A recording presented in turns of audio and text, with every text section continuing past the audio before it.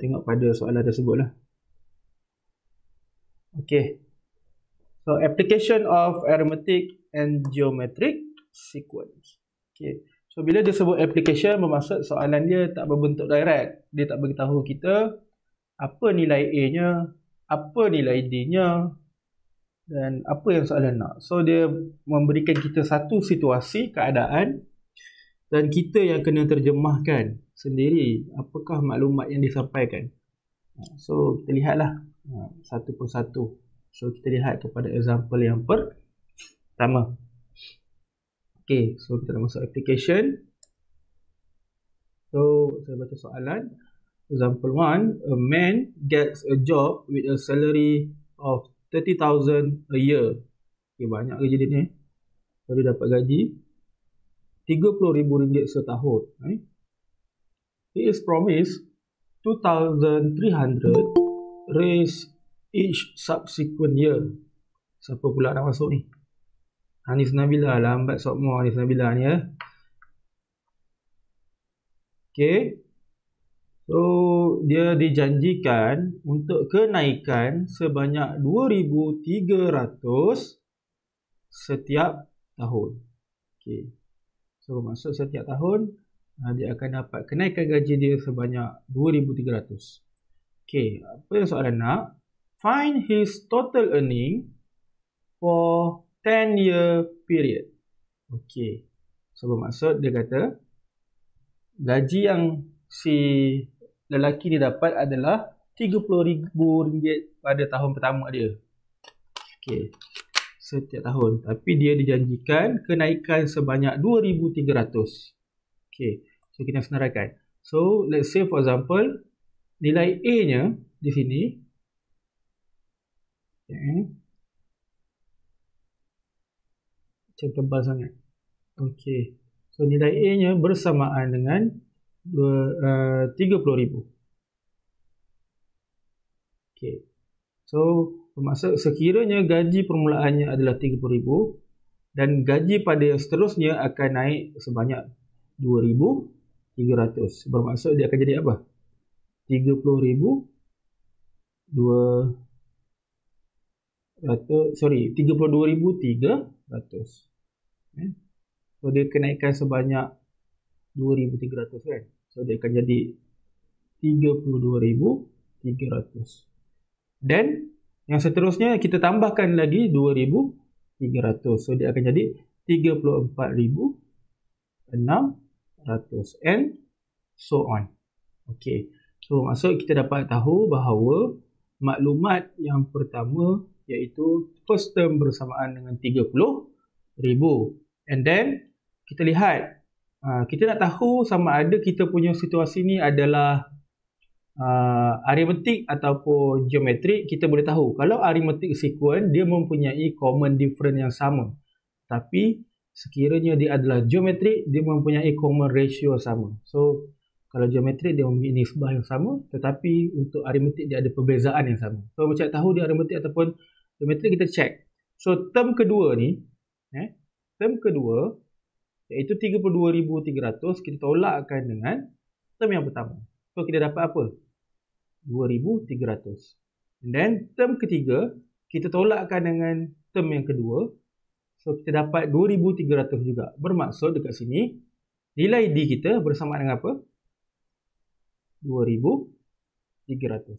Awak boleh respon jangan senyap je. Saya tak tahu awak dengar ke tak dengar ke. Boleh Okey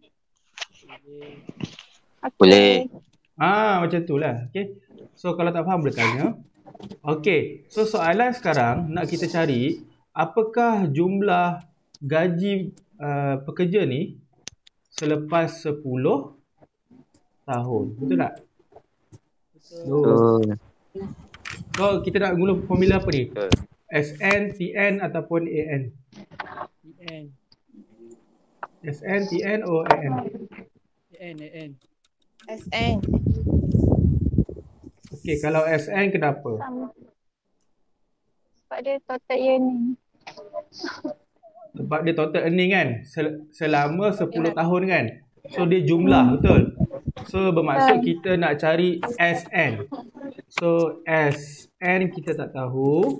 So dengan nilai N selama 10 tahun. So bermaksud apa yang kita nak cari adalah S10. So kita boleh gunakan formula N per 2. 2A tambah N tolak 1 D bersamaan dengan kita tak tahu. Okay. So kita boleh kira.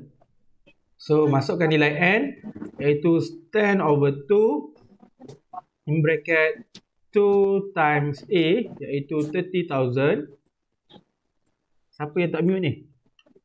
Boleh tak mute?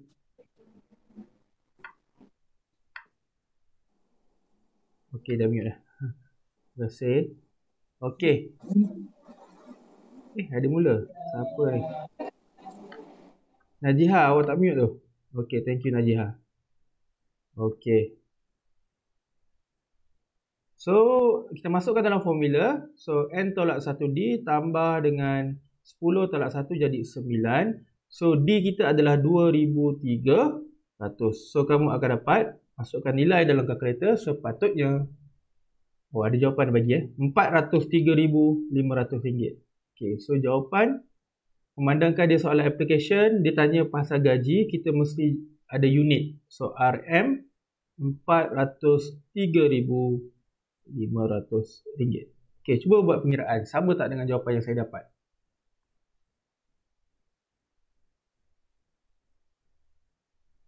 Sama. Okay. So, bagaimana kita nak tentukan dia arithmetic ataupun geometrik? Kita boleh check daripada sequence kita sama ada dia mempunyai common difference ataupun common ratio. So, kalau dia ada common difference, bermaksud dia adalah arithmetic. So, formula yang kita perlu guna adalah arithmetic. Dan jika dia mempunyai common ratio, bermaksud kita perlu menggunakan formula geometrik. Okay, itu cara beza nak tentukan soalan kita. Okay, kita pergi kepada example yang seterusnya. Okay, example yang kedua.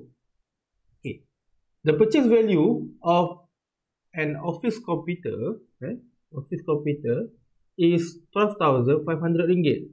So, harga pembelian komputer ni iaitu RM12,500 dan dia mempunyai nilai susut tahunan annual depreciation.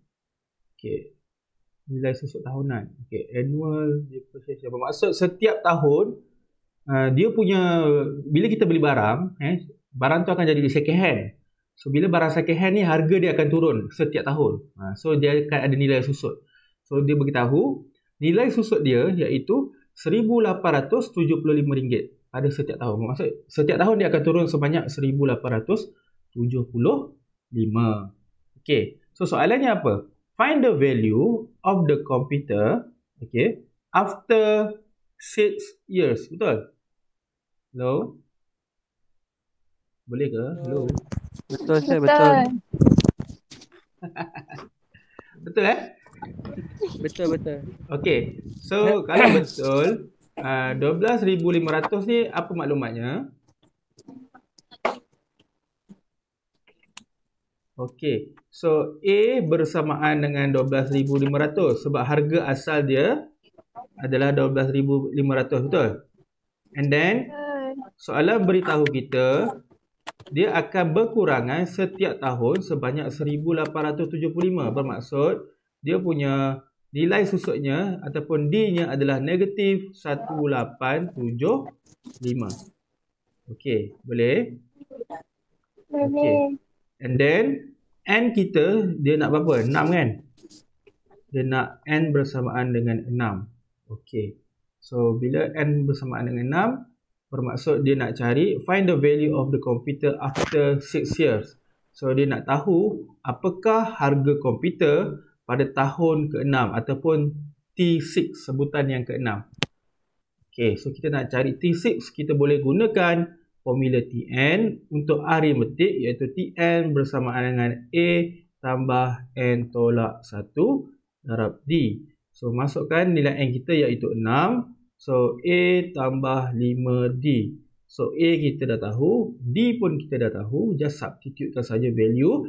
So dapat 12,500 tambahkan dengan 5 darabkan dengan common difference kita iaitu negatif 1,875.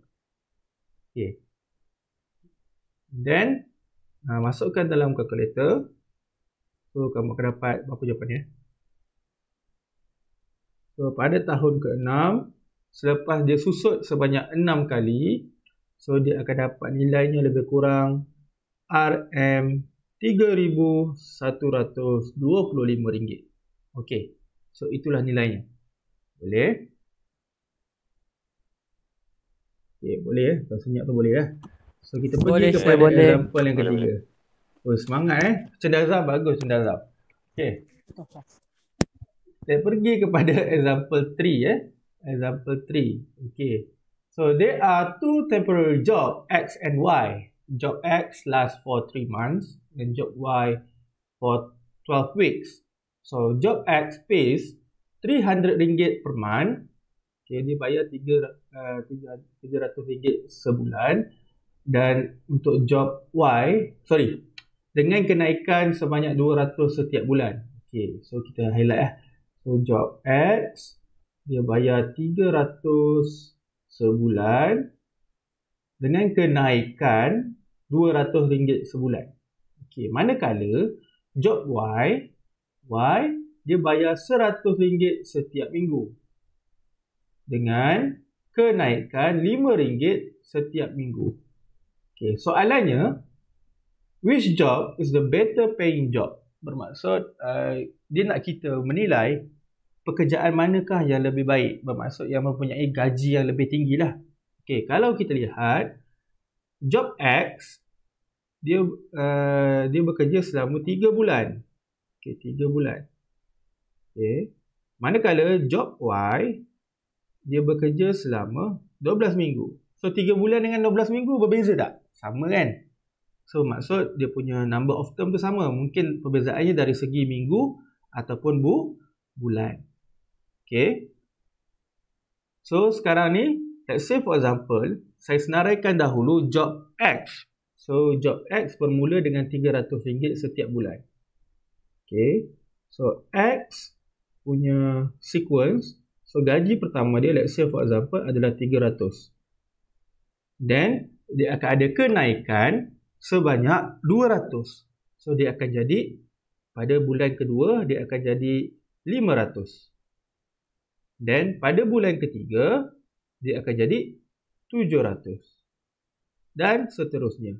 Okey, itu untuk job X. Manakala untuk job Y, okey, untuk job Y kita senaraikan dahulu. Okey, job Y pula gaji pertamanya pada minggu pertama dia berbeza, X dalam bulan, Y dalam minggu. So gaji pertama untuk Y minggu pertama iaitu RM100. And then dia mempunyai kenaikan, okay, kenaikan sebanyak RM5 setiap minggu. So bermaksud pada minggu kedua adalah 105. Dan pada minggu ketiga 110 dan seterusnya. Okay. So kalau kamu lihat di antara term pertama untuk term kedua bagi X, dia mempunyai common difference. Bermaksud kita perlu menggunakan formula aritmetik. So 500 tolak 300 dapat 200. 700 tolak 500 dapat 200. Begitu juga dengan Y. 105 tolak 100 dapat 5. 110 tolak 105 dapat 5. Bermaksud dia ada mempunyai common difference. So dia adalah formula aritmetik. So sekarang ni kita nak senaraikan satu persatu maklumat dia. So untuk X, dia punya first term adalah 300. Manakala dia punya D adalah 200. Okay, so kita ada maklumat dah. And then, dia bekerja selama berapa bulan? 3 bulan kan? Sebab gaji dia dalam bulan. So, N dia adalah 3. Okay, so, kita tengok pada job Y pula. So, A dia adalah 100. D dia adalah 5.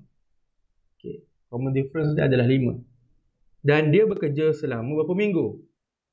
12 minggu. So bermaksud number of term dia adalah 12.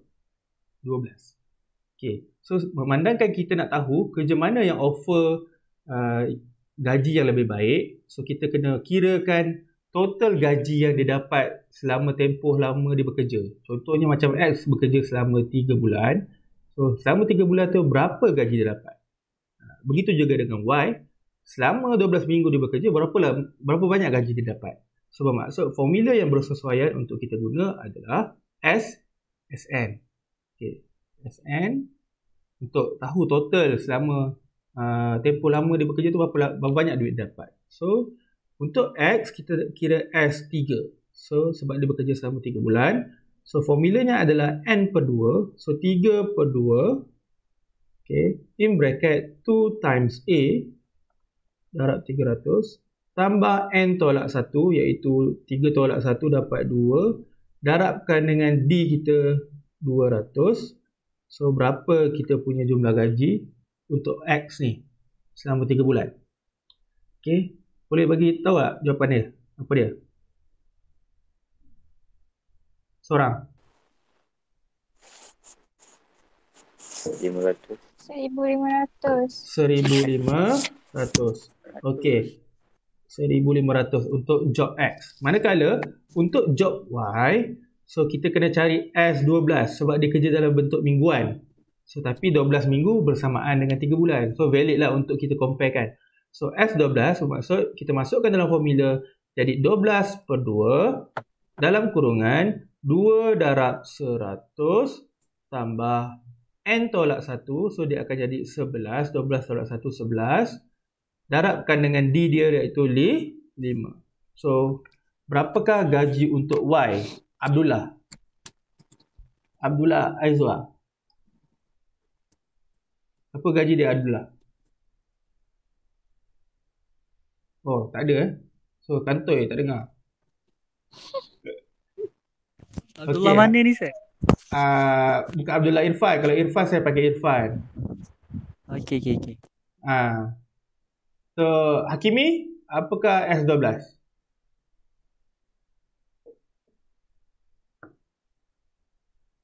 Hakimi? 1530. Okey, terima kasih Hakimi. So RM 1530. So para pelajar sekalian, sekarang ni kita ditanya job mana yang lebih baik. So rasa job mana yang lebih baik? Job Y.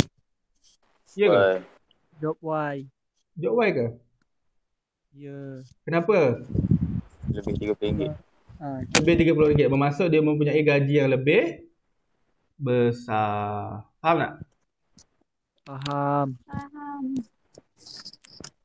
Awak sendu sangat ni. Awak pagi-pagi Faham. memang sendu Faham Sir. Faham tu? Faham Sir. Faham. Ya, tahu tu. Memang kami faham. Oh, menganjing kau kan? Kau menganjing. Siap kau nanti kau menganjing. Okey. So kita lihat pada soalan yang seterusnya. So soalan seterusnya adalah soalan yang keempat kan? Example yang keempat. So, kita pergi kepada example yang keempat. Okey. So sekarang ni kita lihat pada soalan example 4. Okey. So each year, setiap tahun, price of a car depreciate by 10%. Harga kereta berkurangan ataupun menurun sebanyak 10%. At the beginning of the year. Okay. So dia dah beritahu siap-siap harga kereta ni turun setiap tahun 10% pada tahun permulaan lagi. Bermaksud once kita dah beli, dah purchase, kita purchase kereta tersebut, pada tahun pertama dia dah turun harga. Tolak 10%. Nampak? Dia kata beginning of the year. Okay. If the original price of the article mana pula ni? Original price of car, salah ni bukan artikel saya tukar. So if the original price of a car was 50,000 ringgit, so harga asal kereta adalah 50,000 ringgit. Berapakah harga selepas 10 tahun? So kita keluarkan maklumat. Okay, yang pertama, kita kena senaraikan dulu dia punya harga. Sebab dia kata harga kereta ni turun pada tahun pertama lagi. Okay, bermaksud kita kena cari T1 terlebih dahulu. So T1 bersamaan dengan, so harga kereta adalah 50,000. Okay. So 50,000 dia akan berkurangan sebanyak 10% daripada harga pada tahun tersebut. Bermaksud tolakkan dengan 0.1. 10% bersamaan dengan 0.1. Darabkan dengan 50,000 pada harga kereta tahun tersebut. So berapa kita dapat? 50,000. So, mas, 45 Apa? 45,000. Dapat 45,000 kan. So kita dapat tahun pertama dapat 45,000. Betul? Okey, kita lihat pada tahun kedua. So tahun kedua, harga kereta pada tahun kedua adalah 45,000, betul? So dia akan berkurangan sebanyak 10% lagi. Bermaksud dia akan tolak lagi 10% daripada harga tahun tersebut, iaitu 45,000 lagi. So berapa harga pada tahun kedua? 40,000. 40,000, betul? Betul ke? Saya percaya je ni. Okey. Betul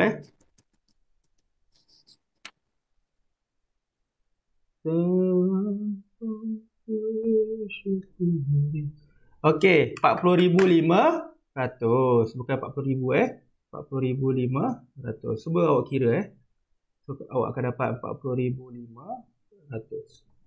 Okey, so itu harga pada tahun kedua. Manakala harga pada tahun ketiga, bermaksud harga baru dia adalah 40,500. Tolakkan lagi 10%, 0.1 darab 40,500. Berapa harga dia? So kita tengok. 40,500 tolakkan dengan 0.1 darab 40,500. Berapa dapat kelas? 30,000? Tak dengar. 30? 36,450. 36,450. Okey. So sekarang ni kita nak check sama ada kita punya case ni dia adalah aritmetik ataupun geometrik. Kita tak tahu kan dia aritmetik ataupun geometrik. So kita check pada tahun kedua tolakkan dengan tahun pertama, berapa beza dia? Soal tolak 40,500 Negatif 4,500. Okey, negatif 4,500 kan? Okey, teruskan lagi pengiraan pada tahun seterusnya. Antara tahun ketiga dengan tahun kedua. Sama tak D dia? Tak. So bermaksud dia bukan Aritmetik. So kita check pula dari segi geometrik. Geometrik dia mempunyai common ratio sama. So T2 bagi T1. 40,500 bagi 4,500 dapat apa? 40,500 bagi 45,000. 9/10. So 9/10 kan? Betul? Okey, 36,450 bagi 40,500. Berapa R dia?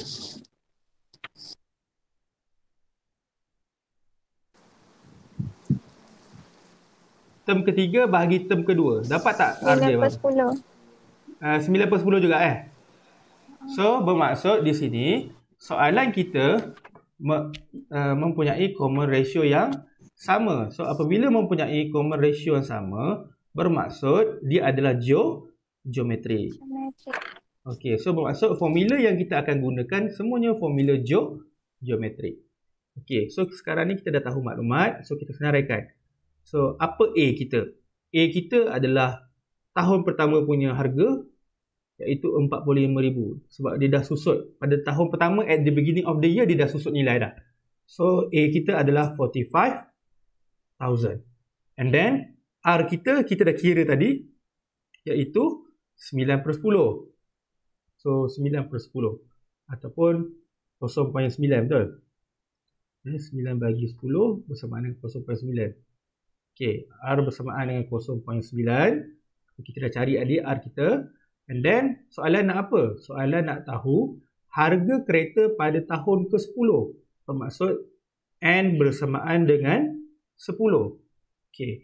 So, sekarang ni kita perlu guna formula apa ni? SN ke AN? SN ke TN? Dia nak tahu harga pada tahun ke-10. TN. Okey. So, bermaksud kita perlu menggunakan formula TN. So, formula TN untuk geometrik adalah A times to the power of, A times R to the power of N minus 1. So sekarang ni kita nak cari pada tahun ke-10, bermaksud sebutan yang ke-10. So T10. So masukkan A kita dah tahu, iaitu 45,000. Okay. Then R kita adalah 0.9. And then 10 tolak 1. Bermaksud kuasa 9. So kita buat pengiraan. So 45,000 times 0.9 to the power of 9. So berapa hasil kita dapat? So berdasarkan pengiraan saya dapat ringgit Malaysia 33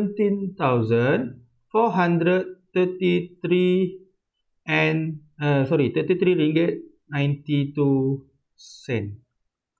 Ingat, sebab ini adalah soalan application. So kita kena beri jawapan dalam bentuk unit. So kalau ringgit Malaysia dia ada sen. Sen hanya 2 titik perpuluhan saja. So kalau kamu buat 92201 salah lah. Tak ada unit RM, jawapan akhir kita tak bagi markah. Okay, jelas tak setakat ni? Okey. Jelas sir, jelas. Oi, tak payah jerit. Sakit telinga aku. Okey, so kita pergi kepada example yang seterusnya. Okey. Kita pergi kepada example seterusnya. So, an amphitheater has 50 rows of seat with 36 in the first row, 32 seat in the second row, 34 seat in the third row and so on. So bermaksud dia kata dalam satu teater ni ada 50 baris tempat duduk. Dan yang mana tempat duduk pada baris pertama, bilangan seat yang ada adalah 30. Okey, kalau awak nak senang bayang macam inilah. Mungkin saya boleh buat gini lah. Okey. Kita macam kalau awak pernah pergi teater dia akan macam bentuk U gini So ini mungkin row pertama. So ni row kedua. So ni row ketiga. So dia semakin ke belakang, dia punya tempat duduk makin banyak. So melalui cerita yang dia beritahu tadi, dia kata first row adalah 30 tempat duduk. Second row adalah 32 tempat duduk. Third row 34 tempat duduk. Dan seterusnya. Dan dia kata row ni ada 50 baris. Okay. Row ada 50 baris. So dia kata row ada 50 baris. Okay. And then soalan nak find the total number of seat. Dia nak tahu berapakah jumlah kerusi yang ada dalam teater tersebut. Okay. Dia nak tahu berapakah banyak kerusi yang ada dalam teater tersebut. So berdasarkan saya punya gambar rajah tadi saya lukis tu. So pada first row kita ada 30, betul? And then second row kita ada 32. And then third row kita ada 34. And so on. Sampailah seat yang baris yang ke-50. Okey, so bermaksud kita ni nak tahu dia arithmetic ataupun geometrik. So kita tengok dia ada common difference atau ada common ratio. So 32 tolak 30 dapat 2. 34 tolak 32 dapat 2. Bermaksud kita punya sequence ni adalah arithmetic. So kita akan menggunakan formula arithmetic sebab dia mempunyai common difference yang sama, iaitu 2. Okey, so sekarang kita senaraikan dia punya maklumat. Nilai A yang kita ada iaitu 30. Itu adalah pada row yang pertama. Maksudnya pada baris pertama ada 30 seat. And then perbezaan di antara seat ataupun common difference adalah 2. Okey. Number of row ataupun number of term, berapa baris kita ada dalam teater ni? Ada 50. 50. Okey, ada 50. So sekarang ni soalan nak tahu berapakah jumlah tempat duduk. Bermaksud kita nak cari S50. Kita nak tahu dalam 50 baris tu ada berapa banyak kerusi. Okey, so kita nak cari S50. So formula apa yang kita boleh guna? N per 2 darabkan dengan 2A tambah N tolak 1T. So masukkan dalam formula, dapatlah 50 bahagi 2 in bracket 2 times 30 plus N minus 1 dapat 49 darabkan dengan D kita iaitu 2. So berapa banyak kursi yang ada kita kira. 3950. Okey, bermaksud ada 3,950 tempat duduk. Okey. 3,950 seats yang ada dalam kita punya teater. Bolehkah? Boleh. Boleh. Okey, boleh. Boleh. Boleh Ya, boleh ya. Okey, boleh. Okey. So, kita tengok example yang ke-6 seterusnya. Okey. Okey. Saya rasa ni kamu boleh cuba dahulu. Okey. So, tak apa. Saya tolong 6 sampai 6. Nanti kamu kena buat 7 dengan 8. Boleh? Okey. Saya tunjuk sampai 6 je lah. Tak best lah semua saya tunjuk.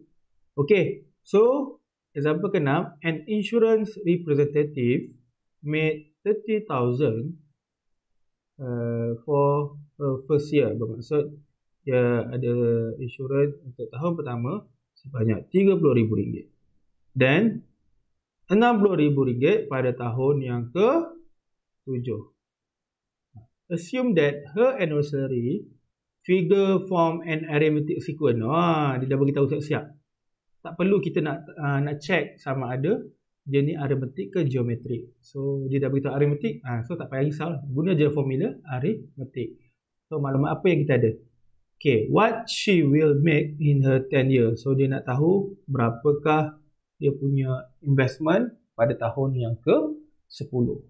Okay, so sekarang ni kita nak tahu investment pada tahun ke-10. Tapi maklumat apakah yang kita ada? So dia kata pada tahun pertama dia ada 30,000. So bermaksud T1 ataupun A bersamaan dengan 30,000.